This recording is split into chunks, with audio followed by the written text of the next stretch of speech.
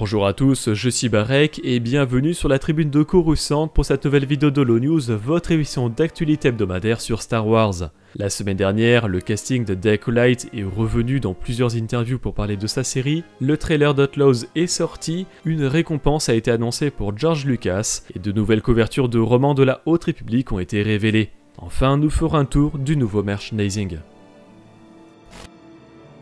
Empire Magazine a dévoilé deux nouveaux articles sur The Acolyte pour nous présenter les personnages de Kel Naka et Vernestra Raro. Dans The Acolyte, pour la première fois en live action, Star Wars nous présentera un Jedi Wookiee maniant le sabre laser. Kel Naka est interprété par Jonas Suotamo, l'acteur qui a pris la relève de Peter Mayhew pour jouer Chewbacca dans les derniers films. Suotamo a été interviewé par Empire et voici ce qu'il nous dit à propos de Kel Naka. Le public ne comprend pas exactement ce qu'il dit, mais il interprète ses manières, ses moindres tics, ses moindres mouvements et ses rugissements. Kel Naka étant un Jedi, il y a certaines attentes quant à la façon dont vous vous comportez dans l'exercice de vos fonctions. On peut se demander s'il se laisse dominer par ses émotions comme le ferait Chewbacca par exemple. C'était très intéressant d'intégrer cela dans le personnage et d'essayer de le personnifier à l'écran. Kel Naka n'est pas le premier Jedi Wookiee de Star Wars, on retrouve par exemple le padawan Gungi dans The Clone Wars et The Bad Batch, tandis qu'à l'époque de la littérature de la Haute République, environ 100 ans avant The Acolyte, sont présents le padawan Wookiee Burryaga et le maître Arkoff. Je connaissais le personnage de Burryaga et j'ai parlé aux auteurs de la Haute République lors d'une convention, explique Suotamo à propos des livres, tout en précisant qu'il n'a pas lu les aventures de Burryaga. Je voulais aussi différencier Kel Naka de Burryaga et ne pas trop copier ses histoires. Le second article d'Empire porte sur Vernestra Raro, un personnage bien connu des lecteurs de la Haute République. Vernestra, ou Verne pour citer son nom qu'elle n'aime pas, est 100 ans avant The Acolyte, une jeune chevalier Jedi prodigieuse qui a passé les épreuves à 15 ans et se retrouve confrontée à la menace des Nihil. Dans The Acolyte, la Mirialan a maintenant 116 ans et est un maître Jedi à part entière basé au temple de Coruscant. Dans The Acolyte, Vernestra Raro est interprétée par Rebecca Henderson, la femme de la créatrice de la série Leslie Headland, qui nous dit à propos de la Jedi, je cite, « Elle a traversé des moments difficiles. Cela l'a menée à passer d'un personnage d'aventurière en quête d'amusement dans les livres à un personnage un peu plus proche du type de Jedi que nous voyons dans La Menace Fantôme. » On peut noter que dans les livres de la Haute République, Vernestra a converti son sabre laser violet de manière que sa lame puisse se transformer en fouet laser, mais Headland ne dit pas si nous le verrons en live action dans The Acolyte. Headland poursuit en précisant la psychologie du personnage. Parce qu'elle est là depuis si longtemps, elle a rencontré tous ceux qui sont passés par le temple et les a vus mourir de leur belle mort s'ils vivaient une vie humaine normale. Elle connaît Sol, le maître Jedi joué par Lee Jung-jae, depuis qu'il est tout petit. Vernestra Raro sera le seul personnage de la littérature de la Haute République qui apparaîtra dans la première saison de The Acolyte. Mais la semaine dernière, ce numéro d'Empire Magazine est sorti, nous révélant de nouvelles images de la série ainsi que de son tournage. Dans l'article d'Empire, Daphne Keen décrit son personnage de la padawan Jekylon comme la Jedi David Bowie. Jeki est apparemment plus compétente que le chevalier Jedi Yord Fandar interprété par Charlie Barnett. Je cite, « Mais c'est un chevalier parce qu'il est plus âgé. Il y a donc une dynamique très intéressante entre lui qui est un peu inutile et elle qui lui dit « Il faut que tu t'améliores », ce qui était très amusant à jouer. Charlie Barnett ne nous donne pas plus de détails supplémentaires sur son personnage, mais il révèle que la série ira sur une planète Wookiee, bien qu'il ne s'agisse pas de Kashyyyk. Ce monde pourrait tout à fait être lié au Jedi Wookiee Kel Naka. Nous avons également obtenu de nouvelles photos des coulisses avec Amandla Stenberg dans ce qui semble être l'extérieur de la taverne où Mae et Indara s'affrontent à coups de force fou. L'actrice du personnage de Mae nous décrit son rôle. L'une de mes références était Gogo de Kill Bill. J'ai toujours aimé ce personnage, nous avons également pensé à Jeanne d'Arc, aux tribus éthiopiennes, aux vêtements de la Renaissance. Il y avait quelque chose de très dur et de très féminin à la fois, nous voulions que ce personnage soit à la fois discipliné, libre et expressif. Enfin, Headland a également déclaré à plusieurs reprises que The Acolyte mettrait l'accent sur les antagonistes.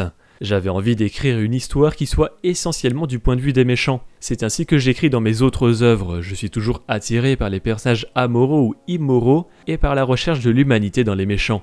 Les deux premiers épisodes de la première saison de The Acolyte sortiront le 5 juin sur Disney+. Découvrez deux extraits du 12e épisode de la saison 3 de The Bad Batch où l'équipe est attaquée par l'Empire à bord d'un Juggernaut et où le Bad Batch et Fitz Genoa s'infiltrent sur une planète impériale.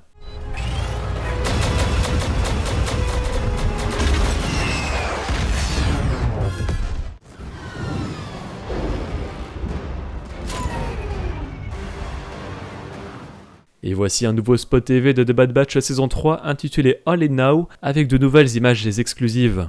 L'épisode 13 de The Bad Batch saison 3 sortira mercredi sur Disney+. If we all go in, we're not all making it out. We're going down, strap in. Comme annoncé dans le dernier Holo News, mardi est sorti le trailer de l'histoire d'Outlaws. Outlaws est le nouveau jeu vidéo Star Wars développé par Massive Entertainment et édité par Ubisoft. Le joueur incarnera Kay Vess, une hors-la-loi originaire de Canto Bight, accompagné de son animal Nyx qui devra recruter des membres d'équipage et effectuer des missions pour les différents syndicats du crime de la galaxie. Outlaws se déroulera entre l'Empire contre-attaque et le retour de Jedi, et plus précisément entre les séries de comics Wars the Bounty Hunters et Hidden Empire. Le contexte du jeu se placera ainsi en pleine guerre de gang à travers la galaxie suite à la capture de Han Solo sur Bespin par Boba Fett. À propos des syndicats, de nombreux seront présents dès la sortie du jeu, les Hutt, les Pike, l'Aube écarlate, Zerek Besh ou encore le clan Ashiga.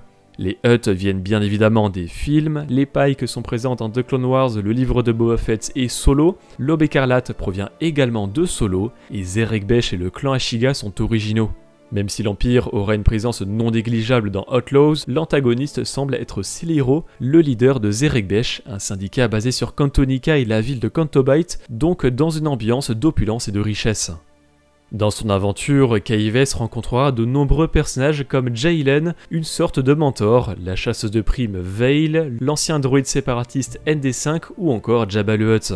Kira de l'Aube écarlate est aussi confirmée pour Outlaws. Kira était la copine de Han Solo dans Solo A Star Wars Story et est désormais la leader de l'Aube, comme développé dans les comics qui se déroulent en même temps que le jeu vidéo. Du côté des lieux et environnements, on retrouvera des planètes connues avec Tatooine, où se trouve le palais de Jabba et la ville de Mos Eisley, Kijimi, la planète de neige détruite dans l'ascension de Skywalker, Cantonica, la planète Casino des derniers Jedi, ainsi qu'Akiva, une planète jungle issue de la trilogie de romans Riposte. Comme nouveau lieu, il nous a été présenté la lune de Toshara avec un environnement se rapprochant d'une savane montagneuse.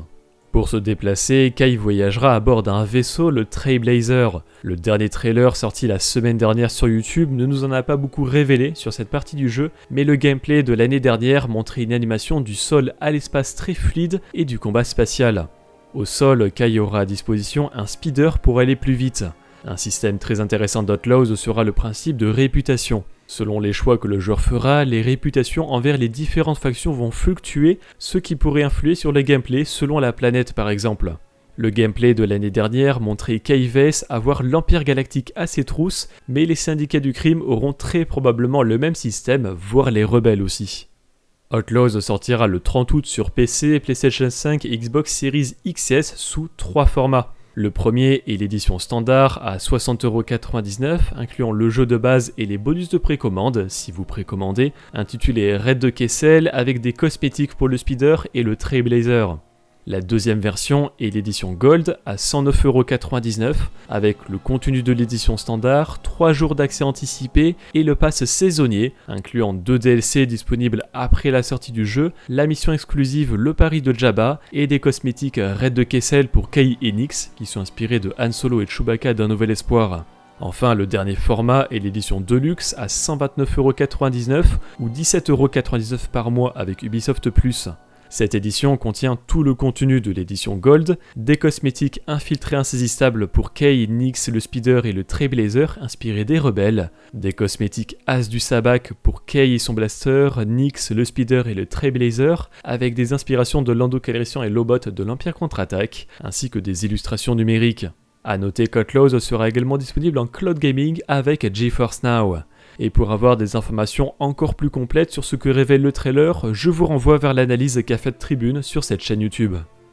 Atomic Mass Games a mis en précommande 3 nouvelles extensions pour son jeu de figurines Shatterpoint avec Today the Rebellion Dies Squad Pack, apportant l'escouade Inferno avec Aiden Versio, Delmico et Gideon Ask, Real Quiet Like Squad Pack avec Han Solo, Chewbacca et des rebelles, et Never Tell Me the Odds Mission Pack qui apporte une nouvelle mission à Shatterpoint. Le Festival de Cannes a annoncé que George Lucas, le créateur de Star Wars et réalisateur de 4 de ses films, recevra une palme d'or d'honneur cette année. La cérémonie se déroulera pour la clôture du 77e Festival de Cannes le samedi 25 mai, jour des 47 ans du premier film Star Wars. Ce ne sera pas la première fois du réalisateur à Cannes, puisqu'il y avait déjà présenté L'attaque des clones, La revanche des Sith, Red Tails ou encore Indiana Jones et le royaume du crâne de cristal. Après avoir ressorti les 2 premiers tomes de la série République Commando, Contact 0 et Triple 0 en novembre dernier en livre numérique, Pocket dévoile la sortie prochaine de True Colors, le 3e tome, pour le 18 avril. Après The Secret of the Jedi, The Secret of the Sith, The Secret of the Bounty Hunters et The Secret of the Wookiees, Insight Editions révèle The Secrets of the Clone Troopers, un parfait complément d'informations avec la fin de The Bad Batch qui arrive dans quelques semaines. Dans ce livre, découvrez les secrets de l'armée des clones de la galaxie, de leurs origines sur la planète Kamino aux horreurs de l'Ordre 66. Vous découvrirez les batailles des soldats clones au nom de la République Galactique, les rouages de la 501e Légion, les aventures de la Force Clone 99 et bien plus encore. À travers les films, les séries télévisées, les livres, les comics et les jeux vidéo, The Secret of the Clone Troopers met en avant les soldats clones emblématiques de la galaxie, comme le capitaine Rex, le commandant Cody, Hunter, Wrecker, Tech, Echo, Crosshair, Omega et bien d'autres encore. Avec la sortie prochaine de Temptation of the Force, le roman adulte de la vague 2 de la phase 3 de la Haute République le 11 juin, les romans jeunes adultes et jeunesse ont été révélés avec leur couverture et leur synopsis. Dans un premier temps, nous avons le roman jeunesse Beware the Nameless de Zoraida Cordova qui sortira le 27 août et Tears of the Nameless de George Mann pour le 24 septembre. Je ne citerai pas les synopsis ici pour ne pas spoiler la première vague, mais vous pouvez les retrouver via le lien en description. Et côté extrait des comics, retrouvez-en pour Mace Windu numéro 3 et Saber for Hire numéro 1. Tous les liens sont dans la description. La semaine dernière est sorti sur Disney+, l'épisode 12 de la saison 3 de The Bad Batch. Les critiques sur Twitch avec Max Rebo sur YouTube et l'analyse des références sortiront en fin de semaine avec l'épisode 13 qui sort mercredi. Retrouvez-nous ainsi jeudi à partir de 21h sur Twitch pour débriefer de ces épisodes. Et en anglais sont sortis le roman The Living Force et les comics Darth Vader 2020 numéro 45, The High Republic 2023 numéro 6 et Strong Alliances numéro 4, la fin de l'adaptation du roman éponyme. Côté merchandising, Disney Store a annoncé sortir un coffret de la Legacy Collection le 4 mai pour les 25 ans de la menace fantôme. Il s'intitulera The Sith Apprentice Darth Maul et contient le double sabre laser du Sith Zabrak séparable en 2 parties. Le lien est dans la description. La dernière fois, nous vous avions demandé si vous êtes intéressé par la nouvelle mini-série animée Tales of the Empire. Visiblement vous l'êtes puisque 84% regarderont les épisodes Day One, 11% préfèrent attendre les premiers retours, 4% ne sont pas intéressés et seulement 1% n'aiment pas ce format d'anthologie.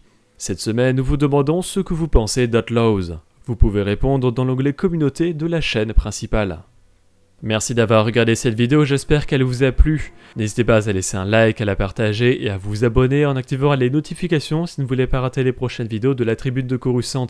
Pour être au courant de l'actualité Star Wars au quotidien, suivez-nous sur Facebook, Instagram, X et Threads. Et tous les dimanches, nous débriefons de l'actualité sur Twitch lors de notre émission là-bas dans les étoiles. A bientôt et que la force soit avec vous.